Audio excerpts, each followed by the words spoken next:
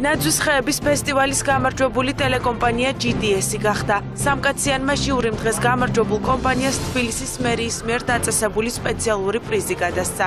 გამარჯვებულის გამოვლენისთვის ხმების მიცემა შარდენზე დადგმულ სპეციალურ დოულურაში ნებისმიერ მოქალაქეს შეეძლო. ფესტივალში მონაწილეობას 20-ზე მეტი კომპანია იღებდა. როცა დავიწყე მუშაობა ამ ნაძვის ხეზე, ძალიან სკეპტიკურად ვიყავით, იმიტომ რომ მეგონა რომ ძალიან რთული იქნებოდა, მაგრამ როცა უკვე ნახევრამდე გავაკეთეთ, მივხვდით რომ გამარჯვება იქნებოდა გარდაუვალი. ვფიქრობთ, წელს წარმატებულად მივიღეთ მონაწილეობა, რადგან ვისოლს ყველაზე მაღალი და ყველაზე მასშტაბური ნაძვის ხე ჰქონდა. ძალიან საინტერესო კონკურსი იყო და მომავალ წელს ვფიქრობთ, რომ კიდევ უფრო ორიგინალური ნაძვის ხით შემოვუერთდებით აქცია. ასეთი ფორმატით გაკეთა პირველად თბილისის მერია მთლიანად ამაში ჩაერთო საორგანიზაციო ნაწილში, პრიზების დამზადებაში, ხმების დათვლის ორგანიზებაში.